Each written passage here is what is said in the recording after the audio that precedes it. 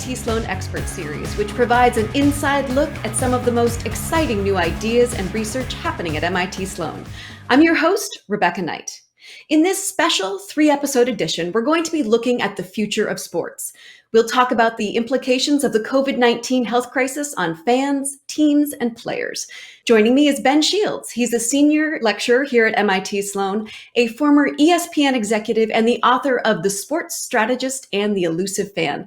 Thanks so much for coming on the show, Ben. Rebecca, it's my pleasure to be here with you virtually. So let's get right into it. The first cases of COVID-19 weren't detected in the US until January, and it was really in March that most Americans woke up to just how severe this disease is, and it was professional sports that was that wake-up call. Exactly. The date was March 11th, and basketball fans know him as the Stifle Tower, but the world quickly understood who Rudy Gobert was because he was the reason the NBA suspended its season indefinitely because of his positive coronavirus test.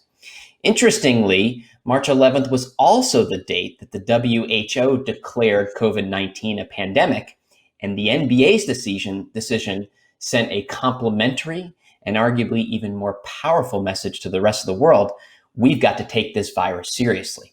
From there was a cascade of decisions in the sports world. Seasons were postponed, some were canceled outright, and we've been in this holding pattern now for a while. Exactly. So it's now been several months. Sports are still suspended. They're starting to trickle back. Leagues are in talks. Players are beginning to practice again. The fans are clamoring, and there's a lot of money at stake here. No question about it. In fact, we often say that sports is a microcosm of society.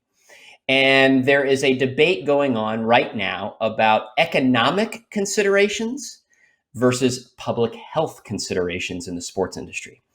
And the debate lines are pretty clear. As you mentioned, there's a lot of money at stake.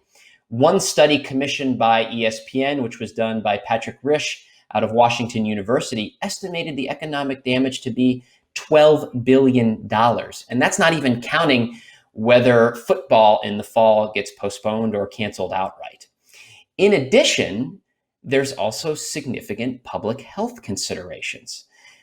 Live sports and the coronavirus do not go hand in hand. They're the exact opposite of social distancing. And that's not only true of the combat that happens on the field, but also when you talk about fans being in the stands. So we've got this dynamic of major economic impact. And yet, if we were going to contain this virus, making sure that players, coaches, and fans stay safe as well. Very complicated issue. It is indeed. And in this series, we're going to be talking about how the sports industry can survive and adapt in this post-pandemic world. Pre-COVID, the sports industry was already under a lot of pressure in a lot of different ways. And this crisis has really accentuated a lot of those issues. Ben, broad strokes, what does the future hold for fans and teams and games? Rebecca, I think it's such a fascinating time because from where I sit, the disruption in the sports industry that was happening slowly, even before COVID-19, is starting to accelerate. And what we're going to focus on in this series is how sports organizations can respond to the disruption through innovation. We're going to look at innovation opportunities with the games themselves, innovation opportunities in the business, and innovation opportunities within the fan experience. Certainly, making sure that sports is health and safety to be played and to have fans in the stadium is going to be an important part of this discussion. But I also think we have an opportunity to look at the future and look at what some of the innovation opportunities are. And that's exactly what we'll do in the series.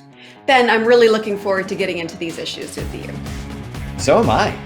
Thank you for tuning in to the latest edition of the MIT Sloan Experts Series. For more in this series on the future of sports, head to mitsloan.mit.edu.